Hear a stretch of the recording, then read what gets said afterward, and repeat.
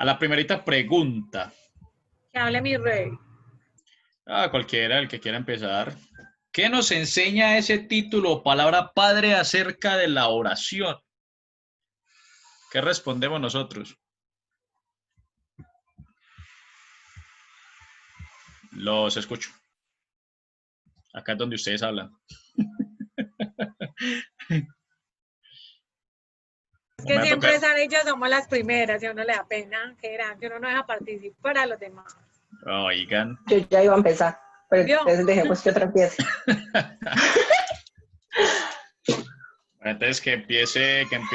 Jorge, por favor. Bueno, Que, los hombres Karen, que manifiesten, pues, una rogadera cada que 8 empiece días. Cristian, pues que es mi rey. Cristian, hable a ver. Bueno, yo empiezo. Yo lo que puse, la palabra padre.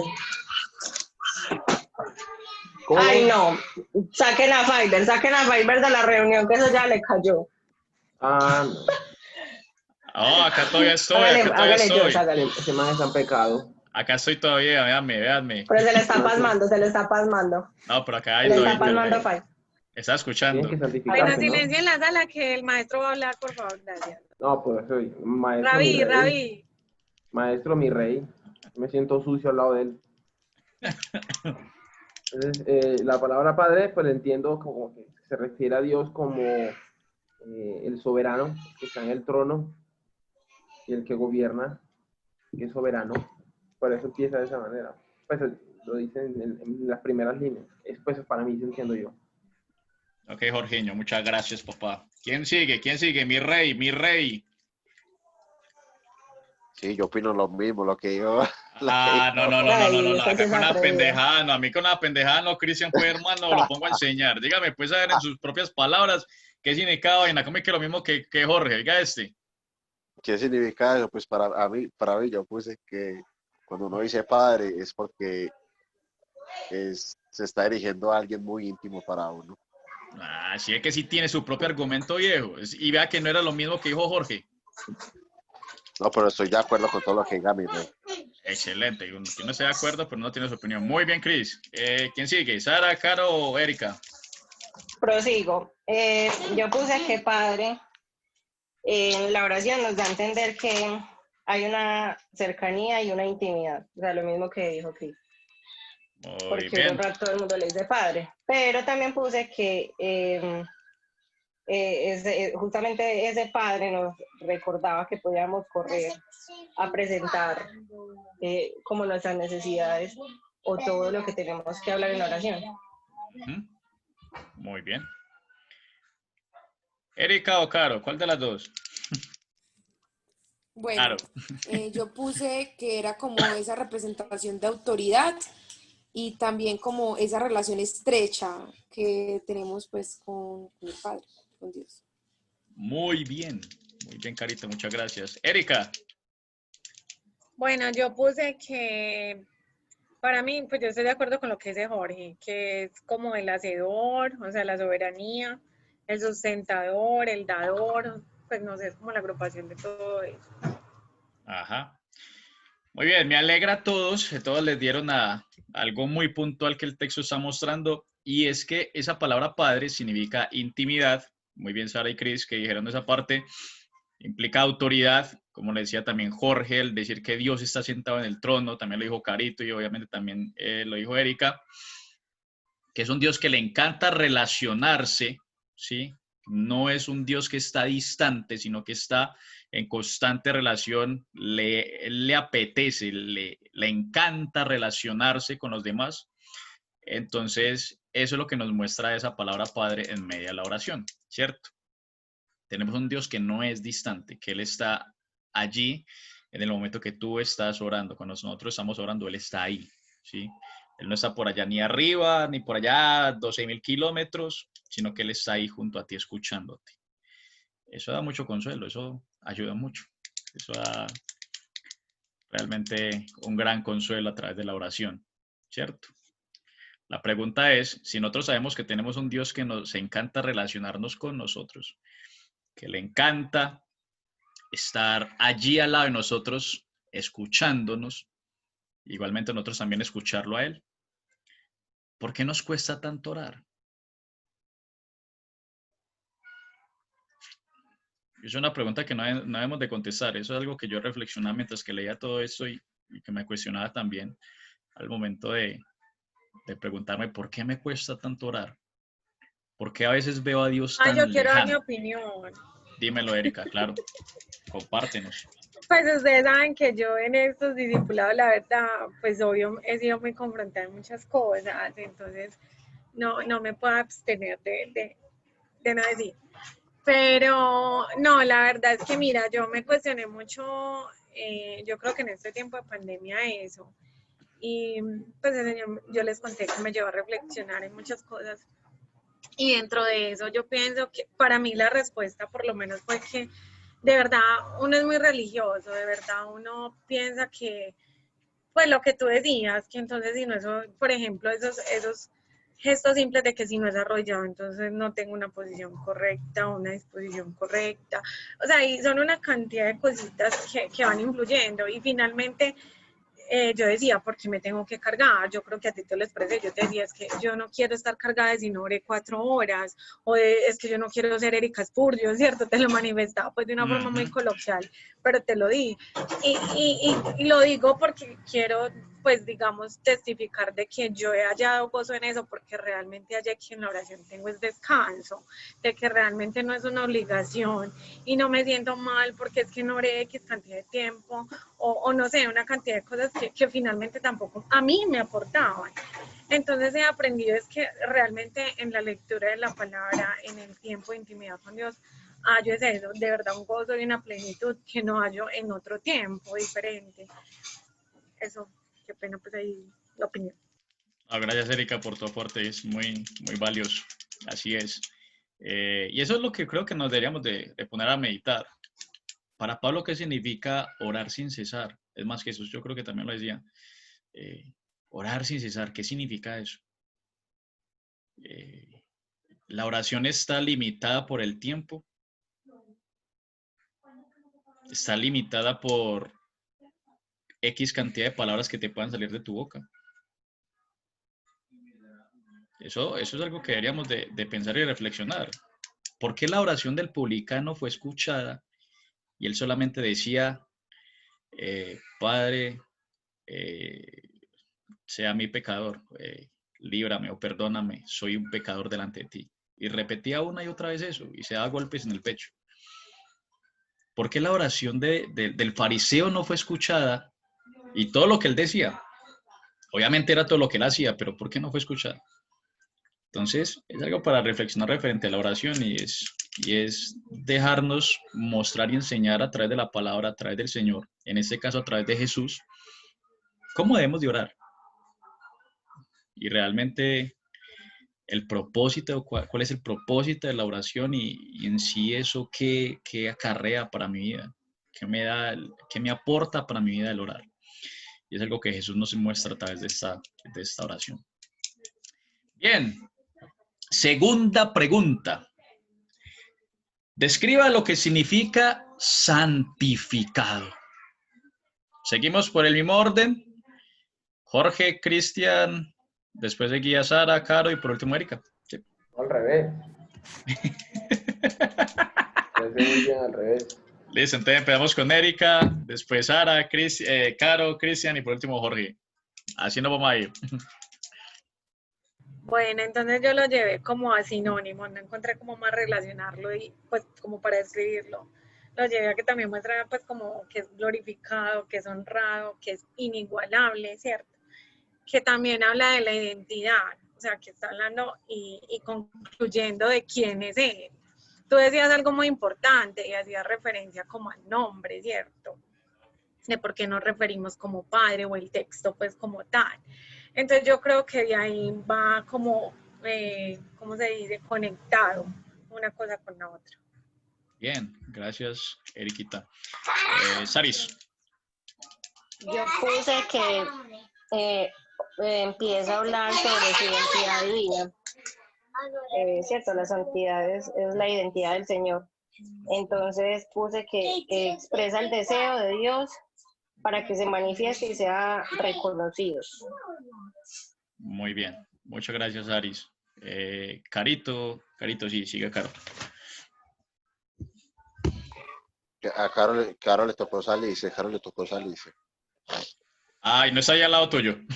O sea que usted habla el doble. Ya, exacto, usted habla por Caro y habla por usted. No, pues ya está por ahí, no sé haciendo qué. Por eso usted lee lo que Caro escribió. Punto. Voy a buscarlo, pues a ver qué es lo que dijo esta mujer. Ya vea, ya pues, vea. Exaltación o recordar los atributos de Dios. Eso puso ella. Ajá. ¿Y tú? Yo puse que es que cuando uno dice la palabra santificado está adorando al Señor, porque Adorando, sí, adorando, ¿cierto? Adorando. adorando, adoración. Ok. ¿Y Jorgito? Es como una forma de llevarnos a nosotros a entender de que Dios es venerable, es puro, ese es el Dios, Él es puro. Recordamos que Dios es, pues que Él es santo y por ser eso pues está apartado de, y por tanto los que están con Él también. Y bueno, eso. Excelente, Jorgito, excelente. Y vuelvo y repito, la tienen clara y es eso, reconocer quién es Él. Él es santo, Él es puro, ¿sí? Es un Dios perfectamente inmaculado, perfectamente santo, ¿sí? Ese es el Dios que nosotros tenemos y es un Dios que es cercano. Vuelvo y repito, a través de la oración Él se acerca con nosotros. Y el decir, santificado sea tu nombre, es darle ese reconocimiento, es poder reconocer, vuelvo y repito, quién es Él, ¿sí? ¿Quién es Él? Y creo que muchas veces nosotros, no sé si a ustedes les pasará lo mismo, a mí, por ejemplo, me pasa muchas veces que yo olvido mucho el reconocer, el venerar, el respetar esa santidad de Dios. Y me cuesta mucho a veces asimilarlo, porque como le decía ahorita Erika, nosotros a veces somos, a veces no, muchas veces somos religiosos al momento de orar, y eso es peligroso. Eso es peligroso porque el no reconocer que Dios es santo, eh, a veces nosotros, el no reconocerlo significa que lo humanizamos mucho. Es que Él es un Dios de amor, Él es un Dios de misericordia, Él me entiende, Él sabe, sí, Él sabe, nos entiende, nos comprende, tiene misericordia de amor hacia nosotros, pero es un Dios que merece ser venerado, ser respetado, ser temido en medio de la oración. Y por ejemplo, uno observa, por ejemplo, en oraciones como la de Isaías, en donde Isaías dice la palabra allí que él cae delante de la presencia de Dios y ruega al Señor que lo perdone por su inmundicia.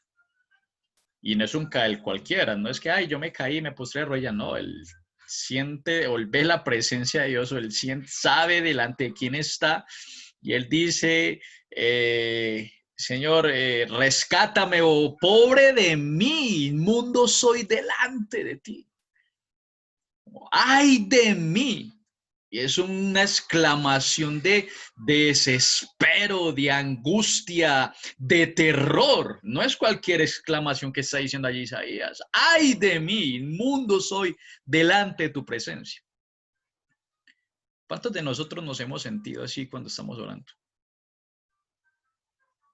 Oraciones como las de Job, en donde cuando Dios lo confronta le dice, ¿y tú dónde estabas cuando yo hice los cielos y la tierra?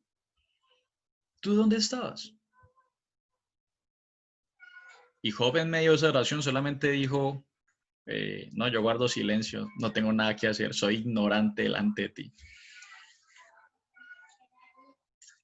O oraciones como las de Moisés, en donde Dios le tiene que decir, escóndete detrás de esa hendidura, de esa roca, para que no mueras cuando veas pasar mi presencia. Solamente podrás verme las espaldas. Y es algo que se da en medio de oraciones. Job está hablando con Dios, Isaías está hablando con Dios, Moisés está hablando con Dios. Eso es orar. Y realmente, ¿cuántos de nosotros nos sentimos de esta manera? ¿O cuánto alguna vez lo hemos sentido, no lo hemos sentido, no lo hemos vuelto a hacer, no lo hemos vuelto a mirar de esta manera? Y es algo que también debemos de reflexionar si no lo hemos vuelto a hacer. Vuelvo y repito, yo me sentí muy confrontado al volver a repasar eso y al volver a mirar la oración y sobre todo volver a mirar al Dios en el cual yo estoy invocando a través de la oración. Es un Dios que da miedo y que es al mismo tiempo un honor poderse relacionar con Él, porque no nos consume con su santidad, sino que nos preserva y nos limpia y nos ama. Es algo bien raro, pero bien interesante. Tercera, ¿cierto? ¿Qué significa venga tu reino? Sara se nos fue, entonces empezamos con Jorge, Caro y Cristian y por último Erika. Mi rey que está a la mitad. Bueno, se cree, usted manda, entonces, mi rey, después su esposa. ¿Cuál es la pregunta? ¿Qué significa venga tu reino? Venga tu reino, yo puse, esta es por mi parte, significa anhelar la justicia de Dios. Tu reino, sí. Y mi esposa puso por acá, es la esperanza a la eternidad en Cristo. La esperanza en la eternidad. A la eternidad. Ajá, sí. Chévere. ¿Quién seguía, Jorge? Ya que tú estás diciendo ahí. Erika. Erika, correcto. No me dejaron masticar. Bueno, yo puse que es la sujeción a la voluntad de Dios. En el cielo no hay desobediencia. Entonces me muestra como la soberanía de Dios, ¿cierto? Y como a la vez la dificultad que genera aquí en la tierra que sea de esa manera. Nosotros ponemos 1000 obstáculos, siempre nos excusamos en el pecado inicial para decir que somos desobedientes por eso, pero realmente entonces pienso que es eso, que debemos anhelar como que esa voluntad perfecta también se haga en nosotros. Y Jorgito. Ok, cuarta pregunta. Dice, para mí venga tu reino se refiere a establecer su propósito en nosotros. Y bueno, entregar nuestra voluntad a Él. Así es, Jorginho. Y todo muy bien. Eso es lo que significa. Me parece muy interesante lo que Caro decía. No sé si habrás leído el documento, si habrá estudiado un poquito más, pero es una expresión, es tener la certeza de tener una esperanza en el reino de Dios, ¿cierto? Es que acá hay dos partes que nos muestra esto y es que lo primero es tener esa esperanza en ese reino y lo segundo es hacer que esa voluntad se cumpla o permitir o desear, más bien, que la voluntad de Dios se cumpla por encima aún de mi voluntad. ¿Cómo así? Nosotros en medio de la oración, nosotros podemos pedir, nosotros podemos anhelar, ¿cierto? Desear cosas. Pueden ser materiales, pueden ser físicas, cualquiera de las dos necesidades, como la vamos a ver ahorita. Pero muchas veces nosotros, o lo que nos muestra Jesús acá es que nuestra voluntad está permeada, o sea, la voluntad de Dios es superior a nuestra voluntad y miren que el primer deseo de Dios es que su propósito se cumpla aquí en la tierra.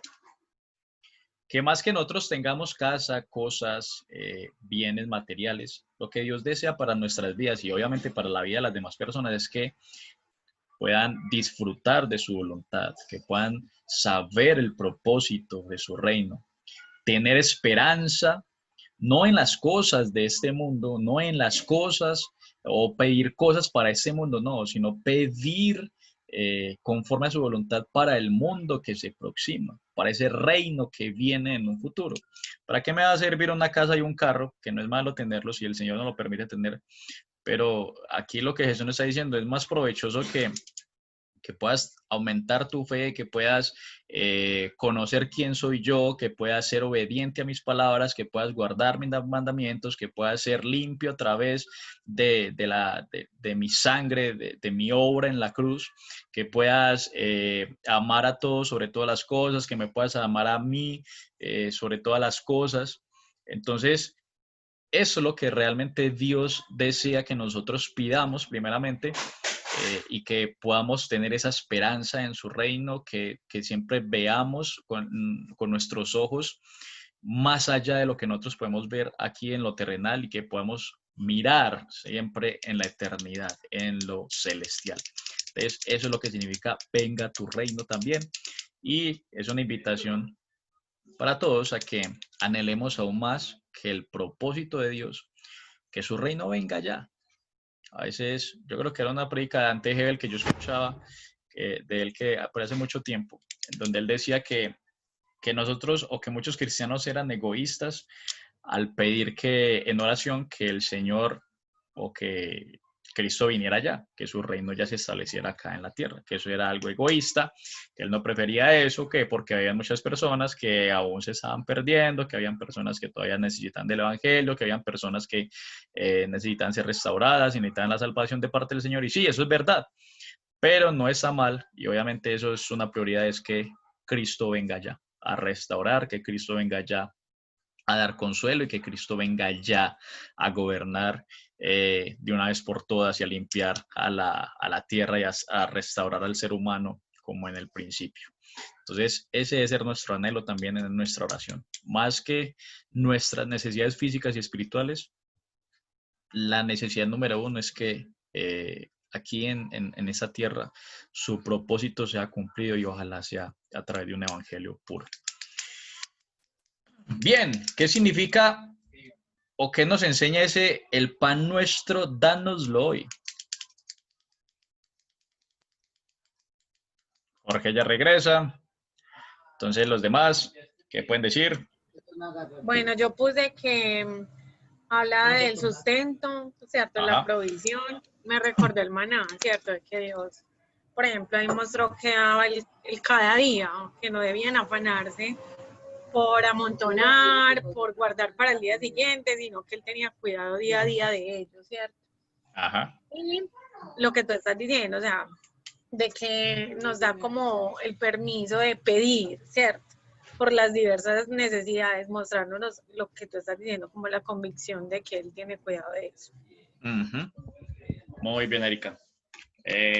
Cristian y Caro, pues les tocó a ustedes, porque Jorgito dijo que ya regresaba, no sé si yo la he llegado, pero entonces ustedes mientras siento ahí. ¿Ustedes o yo? Bueno, usted está representando también a su esposa. Sí, güey. A ver, Bueno, ahí se salvó, ahí llegó también Sara. bueno, significa Pero yo no estoy de acuerdo. ¿Cuántas veces más vamos a esperar que Sara se conecte? Sí, entonces se vuelve. No. Cristian, dale.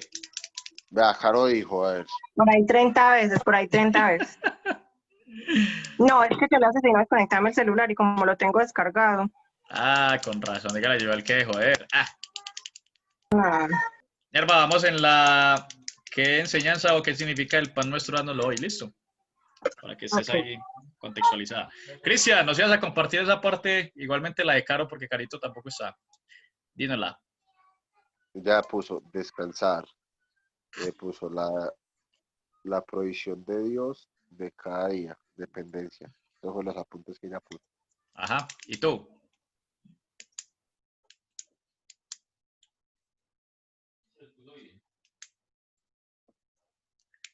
Cristian. Se motió, papi. Ya, a ver, yo puse que nos enseña a depender y a anhelar, no solo el alimento, pues así, ¿cómo es que se dice? Así físico, sino también el alimento espiritual. Ujú. Muy bien, Cris. Jorge ya regresó, que comparta Sara. Bueno, comparta Sara porque Jorge no ha regresado. Jorge también se le fue, ok. No, dijo que ya regresaba. ¿Quién sabe qué estará haciendo en el baño o qué estará haciendo Qué ahí? pesar. Se está tomando un Bueno. remedio. Yo puse que no debíamos preocuparnos por el futuro. O sea, es una oración como del hoy. Ajá. Y creo que de pronto puede, bueno, justamente la parábola después dice que papá, bueno, en fin, ya sabemos que es la parábola. Entonces también puse, sino más bien recordar que somos dependientes de nuestro Señor, que no debemos preocuparnos por el futuro. Ujú. Muy bien, bueno, y Jorgito no está, entonces démoslo que tome el remedio tranquilo. Bien, exacto, eso es lo que significa. Ese danos el pan de nuestro cada día, pues danos el pan nuestro el día de hoy. Sí, significa esa parte de ser dependientes de Dios, de dejar que Dios sea quien sea nuestro proveedor, ¿sí?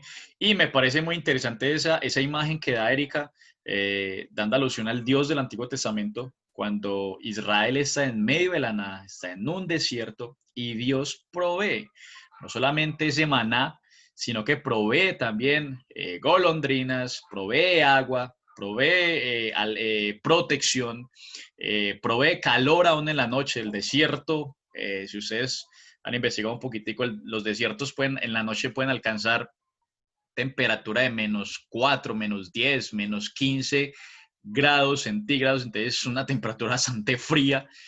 Al contrario por la tarde, Dios provee ese viento recio en medio de las tardes calurosas del desierto. Entonces vemos como como Dios provee y cómo aquí Jesús da esa misma imagen de mostrarnos que Él mismo es el Dios o que su Padre Celestial es ese mismo Dios que es capaz de proveer no solamente las necesidades físicas, sino también las necesidades espirituales, como les decía Cris, ¿cierto? Ese danos el pan de cada día es referente o está dando mención a eso, ¿cierto? A nuestras necesidades y sobre todo tener en cuenta que Dios es nuestro sustentador y nuestro proveedor. Y eso significa de que si estamos endeudados y tenemos dificultades, no es que vamos a orar, Señor, yo sé que tú eres mi proveedor y mi sustentador y tú me ayudarás, pero a los 3 minutos después de haber orado estamos haciendo préstamos, estamos metiendo en tarjetas de créditos o estamos haciendo un montón de cosas para poder salir de esos problemas. Esa no es la idea. La idea es permitir, esperar en Dios, dejar que Dios sea quien provea, dejar que sea Dios quien haga un milagro quizás o que nos guíe en la forma de nuestro actuar también, ¿sí? Si Dios solamente va a proveer un plato de lentejas diario, eso es lo que Él está proveyendo. No podemos exigir golondrinas y no podemos exigir un montón de vainas de las cuales Dios allí también está moldeando nuestro carácter. ¿Y por qué digo eso? Porque, por ejemplo, un profesor mío del seminario, se llama Giovanni, él estuvo estudiando en el pregrado 5 años, en los cuales él nos contaba que 3 años seguidos, Dios solamente les proveyó a él y a su hijo platos de lentejas, solo lentejas, mañana, tarde y noche. Es más, él dice en estos momentos, yo ya veo un plato de lentejas y Dios mío, a mí me dan ganas de salir corriendo, pero también al Parece mismo un tiempo, pastor Eve que yo conozco también. pero al mismo tiempo también nos decía, pero yo también recuerdo cómo Dios me sustentó y cómo Dios aún nos alimentó sin nosotros tener nada, absolutamente nada. Entonces, ese es el Dios que nosotros tenemos. Muchas veces Él va a proveer y Él va a sustentar de una manera no como nosotros queremos, sino de la manera que Él quiere, porque también está probando allí nuestro corazón y está probando nuestra confianza en Él. Ya volvió Jorge, está probando nuestra confianza en Él. Es decir, Dios es el Dios sustentador y Dios es el Dios proveedor. Está diciendo, o nosotros le estamos diciendo, tenemos la plena confianza en ti. ¿Cómo lo vas a hacer? Ni idea. ¿A quién vas a utilizar? No tengo la menor idea. ¿Qué nos vas a dar de alimento? Puede ser arroz con huevo, puede ser un pan diario, puede ser pan y aguapanela nada más, pero ese es el sustento que Dios nos decidió dar. Como lo vimos también en esa imagen en el desierto. Al principio muy rico, muy bueno y todo, muy ameno esas golondrinas y muy ameno ese pan, ese maná, pero Israel otra vez desagradecido, decía, no, qué pereza esa comida ya están mamados de comer esa comida también. Entonces, eso es lo que también demuestra esa parte en la oración que Jesús nos está enseñando en esta noche. Bien, ¿qué significa esa parte de perdónanos así como nosotros también perdonamos a los que nos deben? Jorgito, como no estás en la anterior, porfa, ilústranos para ti qué significa esa El vaina. quinto, ¿cierto? Ese es el quinto. Yeah. Entonces, yo puse que se refiere a una consecuencia normal a lo que nosotros primeramente debemos hacer. No podemos solicitar perdón, pues si nosotros nos perdonamos, eso no tiene sentido. De hecho, sí lo dice en Primera de Juan, si no estoy mal. Exacto, sí, señor, totalmente de acuerdo. Gracias, Jorgito. Muy bien. ¿Quién Bueno, seguía? ¿Quién seguía por ahí? Erika, tú. Después Cristian y Caro y después Sara. Bueno, yo veo como la necesidad del perdón, así como, o sea, como varias cosas. Como lo primero, como el alimento espiritual, como esa parte de que no solo necesitamos ser saciados con el hambre física, sino que eso es como la parte que alimenta el alma y que de algún modo va a hacer que reflejemos a Cristo.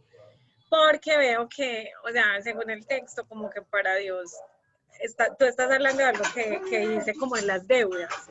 Y yo, pues, pienso que ahí se enfatiza como de alguna manera implícitamente de esa manera de que cuando no hemos perdonado es como que tenemos una deuda con Dios, porque nosotros ya hemos sido perdonados. Y de hecho el texto dice así como nosotros perdonamos. Entonces, si no estaríamos como igual quedando en esa deuda, es lo que pienso. Interesante. Muy bien, Erika. Chévere. Cristian, tu esposa y tú ahí fusionados. Bueno, ella dijo, ¿cuál es la pregunta? Las 5. A 5. Sí. Reconocer nuestra condición pecaminosa delante del Señor. Eso es lo que estoy. Muy bien. ¿Y tú? Y yo puse, a ver, es un clamor de misericordia que nos lleva a ser misericordia. Qué aforismo, pelado que hombre. Muy bien, Cris. Excelente, papá. ¿Y Saris?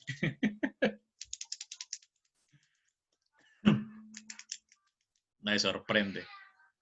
Sara. Salió Sara, no la va a perdonar, me va a dejar en deuda esta noche. Sara. Lo malo es que ahí está. ¿Quién sabe? Ahí está. Bien. Ah, comiendo. No, hola. Apenas almorcé como a las 6. Ah, Bueno, estamos en las 5. Yo sí. creo que primero que todo es como una invitación a perdonar. O sea, a mí me parece como todas sarcásticas aparte porque nosotros no perdonamos. Entonces, ese tema de perdónanos porque nosotros también perdonamos, pues obviamente a Jesús se le escucha muy hermoso porque era Jesús, pero realmente para nosotros es como una invitación, lo que decía como Jorge ahorita, primero a aprender a perdonar, porque el que mucho da, mucho recibe. Entonces, si yo perdono, el Señor me va a perdonar. Entonces creo que es más como una invitación realmente. Exacto, sí, muy bien. Es porque el texto, si uno lo leía así, pareciera que nosotros al momento de perdonar tuviéramos algún tipo de mérito ganado para que el Señor nos perdone, ¿cierto? Porque el texto en Reina Valera nos dice, y perdonan nuestros pecados porque también nosotros perdonamos a todos los que nos deben. Entonces, el texto pareciera que Jesús estuviera diciendo ahí, Señor, perdóname porque yo ya perdoné. ¿Sí me hago entender? O Señor, yo merezco ser perdonado porque yo estoy perdonando. Pero ese no es el sentido, esa no es la armonía que el texto está diciendo. El texto es como Jorge y Saris y todos lo decían, era que yo debo de perdonar porque yo he sido perdonado. Y en el sentido de que yo debo de amar porque yo ya he sido amado. ¿Sí? Así como Dios me ama, yo debo de amar a los demás. Así como Dios me ha perdonado, yo debo de perdonar a los demás. Y eso es algo que a mí me ha costado. Me ha costado y es lo que realmente el Señor me ha confrontado mucho en todo este tiempo. Con mi esposa, obviamente. De siempre el Señor me decía, así como yo te he perdonado, debes de perdonar. Y no puedes decir, no, yo desisto y ya, simplemente me alejo y punto. No. Así como yo te he perdonado, debes de perdonar. Eso es lo que el texto nos está diciendo. Y es algo realmente confrontante y es algo muy, muy teso. Porque ¿qué pasa, por ejemplo, con las personas que han sido dañadas o que nos tratan de abusar o que tratan de dañarnos o que tratan de engañarnos, que tratan de hacernos un montón de vainas. A esos también los debemos de perdonar. No solamente a los que nos aman, a los que nos odian, a los que nos ultrajan, a los que nos persiguen, a los que nos vituperan, a los que nos insultan, a los que nos dicen cristianos, a los que nos dicen hipócritas. Todo ese tipo de personas. Debemos de perdonarlos. ¿Por qué? Porque el Señor nos perdonó.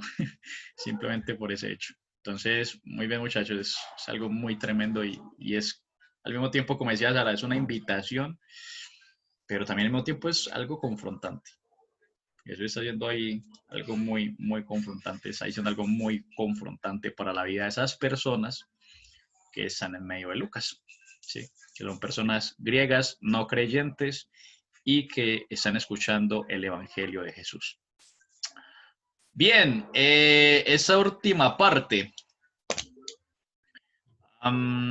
Que nos libre del mal o de la tentación y del mal. ¿Qué les dice a ustedes eso? Vemos con Sara antes de que le caiga el internet. Yo puse que es una, pues está como pidiendo protección. Es como pidiendo protección y yo creo que más que lo libre de la tentación es como dominio propio. O sea, no sé, pero me parece pues que puede encajar. Como Señor, dame protección, pero ayúdame en la tentación, o sea, dame dominio propio. Ya. Chévere. Gracias, Aris. ¿Quién seguía después de Sara? El que sea, un Cristian por ahí. Yo, mi esposa. A usted, y después su esposa. Bueno, yo puse que sí, lo mismo que Sara prácticamente, que era un clamor de misericordia. Ajá. De misericordia no, esa es la otra pregunta. Es un clamor de protección. Yo puse eso. ¿Verdad? Y mi esposa puso, ¿cuál es? La 6. Sí. Dice, reconocer la soberanía de Dios, dependencia y súplica. Clamor. Puso un poco de cosas, pero yo no entiendo. Bien. Jorge.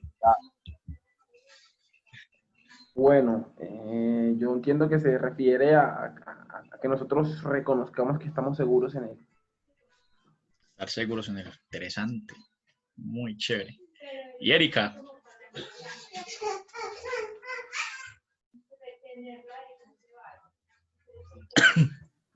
Yo Vean que puse vino a la aleja que me tienen que esperar, ¿no? Hermana, perdone. Vea, yo lo voy a leer literal, pues podemos pedir por las pruebas que nos son dadas, para que podamos salir de ellas y resistir la tentación, refiriéndose a mostrando a la vez un corazón íntegro que realmente busca agradar a Dios. Uh-huh.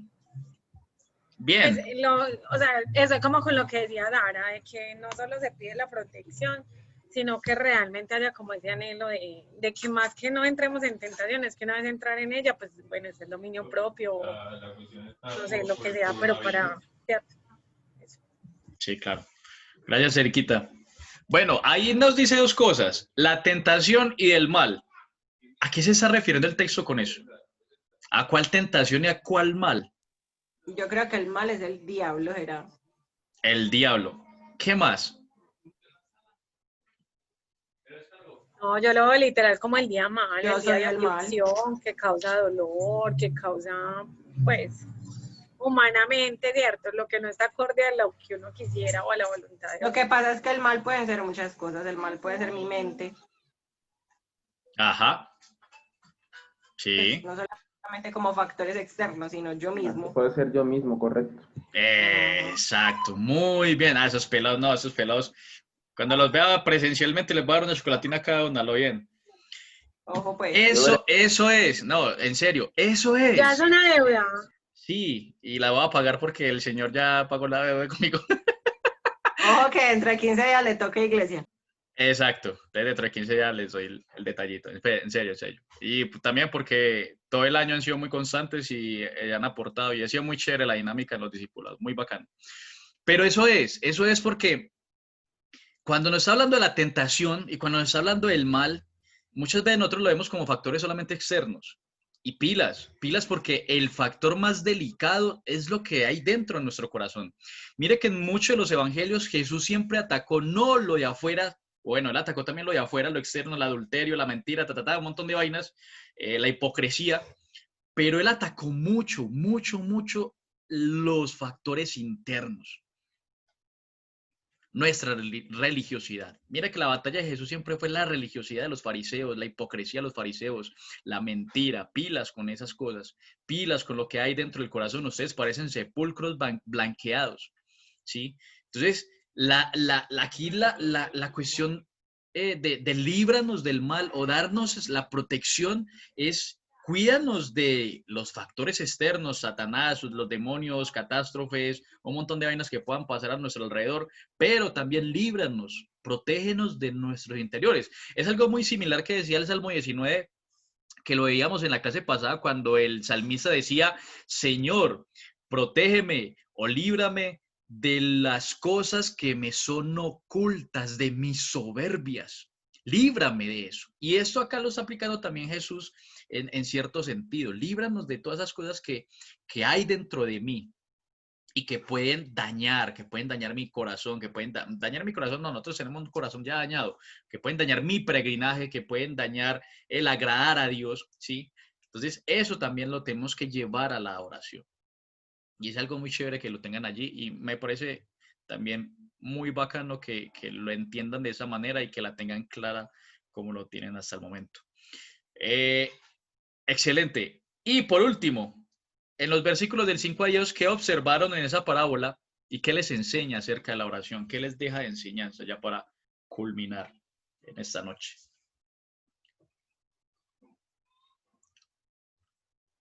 Vemos con Cristian y con Caro.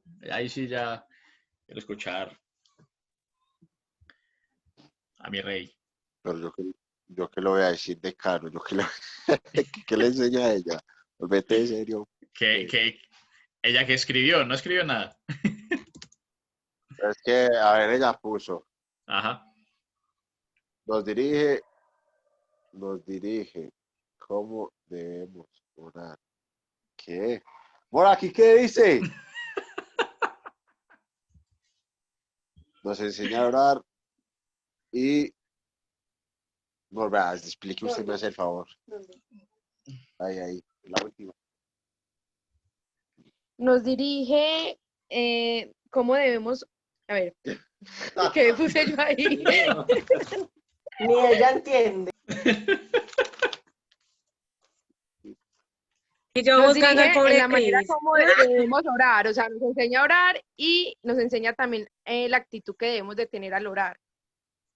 ¿Y qué actitud es esa, Caro? De adoración, de Ajá. confesión, acción de gracias, de súplica.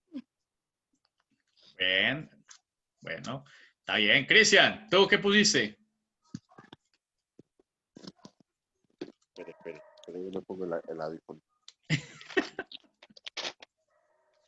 Ay, dice, amor, ¿qué dice aquí? No, ya, es que esa es la letra mía. Pronto.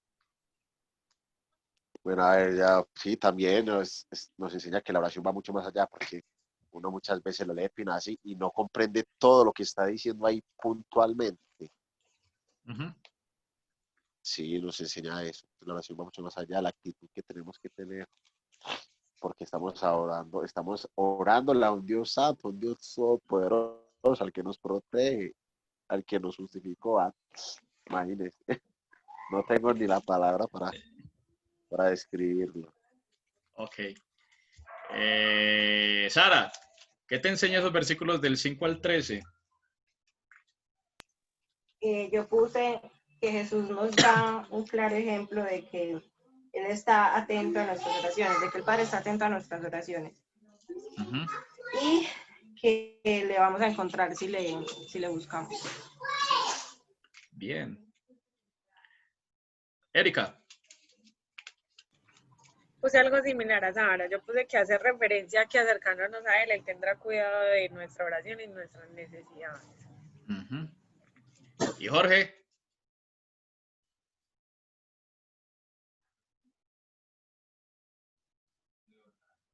Jorge. Doctor. Jorge. La, La última. es que tengo el internet lento, imagínate. La unción de mi rey lo detuvo. Se congelaron todos.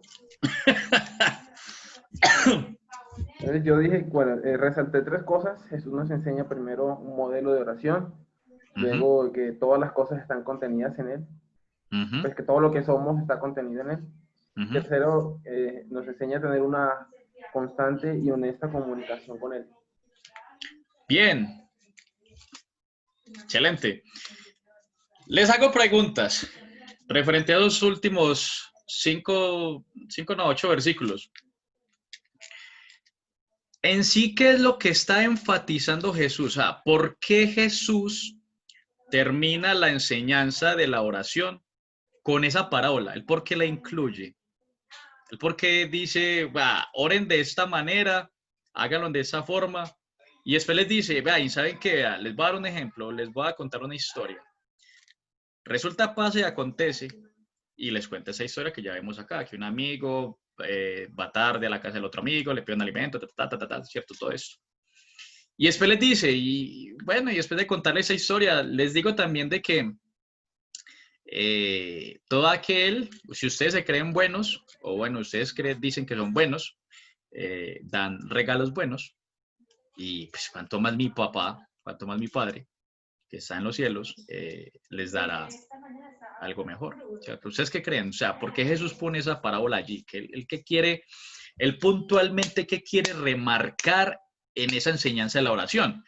Porque les digo, esa parte, desde los versículos, creo que son del 9 al 19, es la sección en donde Jesús en Lucas está enseñando, está dando enseñanza referente a puntos cotidianos que nos sirven pues para nuestra vida, algo cotidiano, y entre esas enseñanzas está lo que es la oración, ¿sí? Después va a tocar las finanzas, después va a tocar cómo ser un cristiano, cómo agradarle a él, ¿cierto? También está esa parte, pero acá en esa parte está enseñando a orar, está enseñando a los griegos o a las personas que no creen en él a orar, a nosotros. Entonces, ¿por qué? ¿Por qué Jesús incluye esa parábola? Parábola que creo que en otros textos no se encuentra, solamente en el texto de Lucas. Bueno. Sí. Pues para mí, pues yo no sé, me corrigen, porque bueno. Pero yo pienso que la conclusión está precisamente en ese último versículo que estabas diciendo, que es el 13, lo voy a leer en mi versión, dice, pues si ustedes que son malos saben dar cosas buenas a sus hijos, cuanto más el Padre Celestial dará el Espíritu Santo a quienes se lo pidan. Entonces, para mí concluye ahí porque retoma al inicio, que fue cuando hablamos de que se dirige como Padre, ¿cierto? Entonces aquí hace alusión abiertamente a eso, aquí dice lo que dijiste, pues, de que siendo malos, cuanto más ustedes si le piden al Padre, o sea, lo que ya ven. Y lo otro es eso, que pues no sé si en todas las versiones dicen, no lo había visto, dice que les dará el Espíritu Santo, entonces creo que ahí está como la, no sé, bueno, para mí es eso. ¿Qué dicen los demás? Creo que bueno, dice, o se refiere con eso a que la oración no tiene que ser gravosa, tiene que ser algo, una respuesta natural a lo que, pues, a lo que nosotros hemos recibido de Dios. No tiene que ser algo por obligación, sino pues con las motivaciones correctas, por así decirlo. Bien, ¿qué más dicen? ¿O no tiene nada más que opinar los demás? Cara, Cristian. ¿Por qué Jesús pone esa parábola allí? ¿O qué creen? Yo me bloqueé.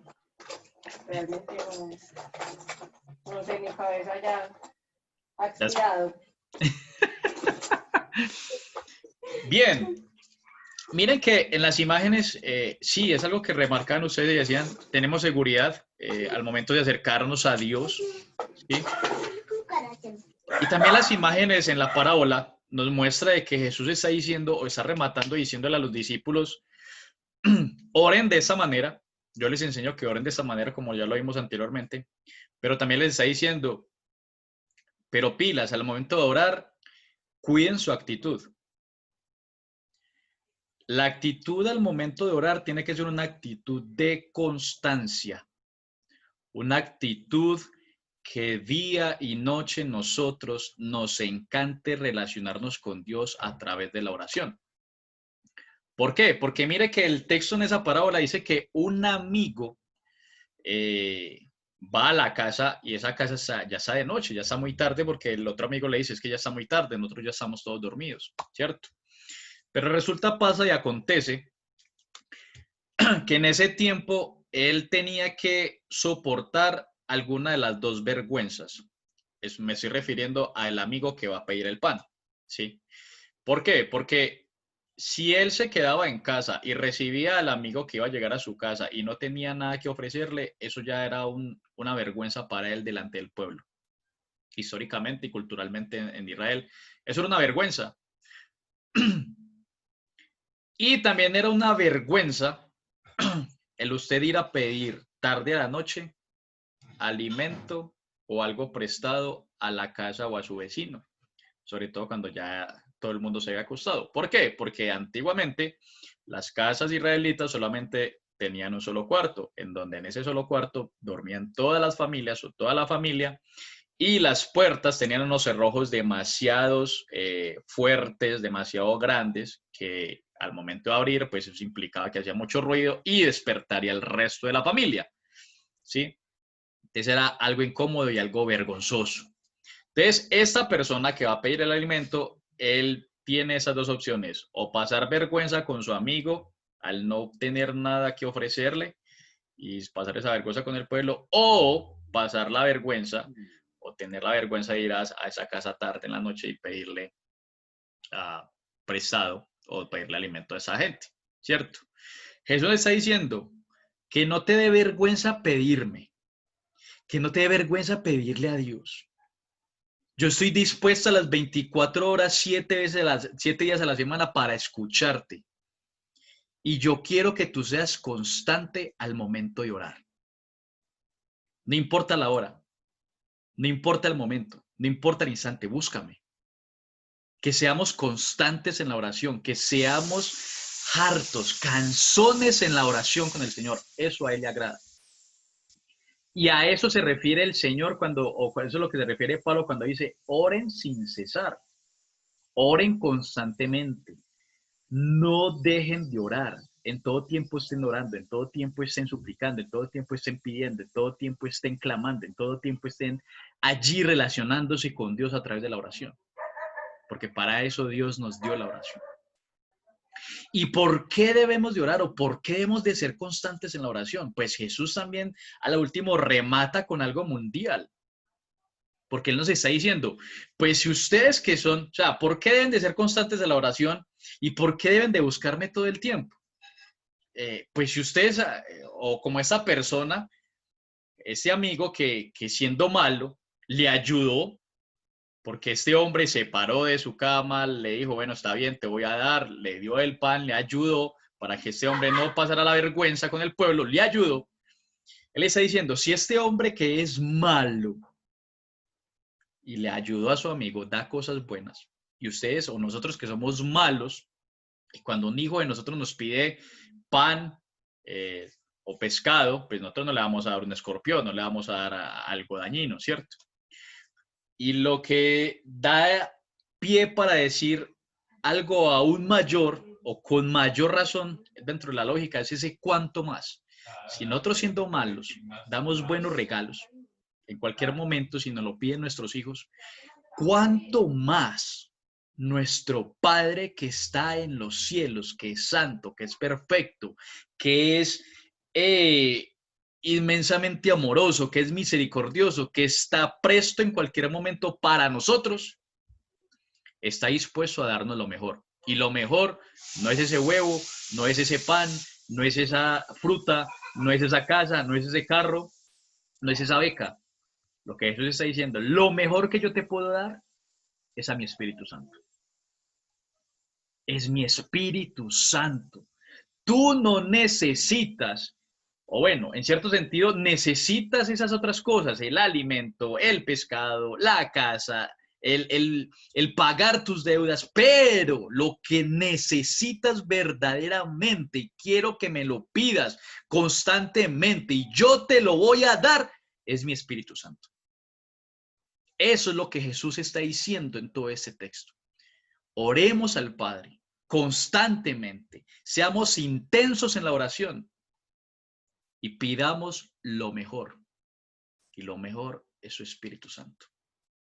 Eso es lo mejor. Ese es el mejor regalo que Dios nos puede dar. Ese es el mejor regalo que Jesús nos pudo haber dado en la muerte y resurrección y ascensión de Él, su Espíritu Santo. Así que mis hermanos, oremos, clamemos, amemos al Señor a través de la oración y constantemente pidámosle a Dios su Espíritu Santo. Que en todo tiempo Él gobierne, que en todo el tiempo esté en nosotros redarguyéndonos, enseñándonos y sobre todo llevándonos a adorar a aquel que merece ser adorado, al Señor Todopoderoso. Esa es la enseñanza en esta noche, mis hermanos. Bien, ¿qué les pareció? Uy, 9 de la noche, nos cogió el día. Por esos ires y venires del internet. ¿Qué les pareció el texto? ¿Lo habían visto de esa manera? ¿No lo habían visto? Primera vez. Se la había visto, pero no de esa manera. Que Carol siempre, Pues Carol, ya Cristian tenía siempre con como una la palmita ahí. oportunidad de estudiar, ¿Cómo? de estudiarlo. Yo sí lo había estudiado en algún momento, pero obviamente no siempre va a encontrar cosas nuevas. Ajá. Excelente. Excelente. Esa es la invitación, mis queridos hermanos. Así que ya es tarde. ¿Qué tal si terminamos en oración? Si Jorgito nos guía en medio de esta oración y obviamente que el Señor nos ayude a aplicar todo lo que aprendimos en esta noche. Claro. Señor, gracias por ese tiempo de compartir, gracias por este momento de comunión, pero sobre todo gracias porque nos permites compartir tu palabra, nos permites aprender de ella y por tanto aprender de ti, conocerte más. Gracias porque tú estás con nosotros, tú nos ayudas. En todo momento, Señor, las cosas están bien definidas. Ayúdanos a nosotros a depender más de ti y a verte en cada momento, Señor. Ayúdanos, Señor, que esas palabras no se queden solamente en letras o cosas que escribimos, sino que se conviertan en realidad en nuestro diario vivir, que sean prácticas, Señor, y que podamos conocerte aún más en ellas. En el nombre de Jesús. Gracias por ese tiempo una vez más, porque nos permites una vez más estar juntos, conocerte más y eres bueno con nosotros. Así es. Te honramos, descansamos en tu amor, descansamos en tu verdad. Te damos gracias en el nombre de Jesús. Amén. Amén. Amén. Ahorita, cuando termine, les mando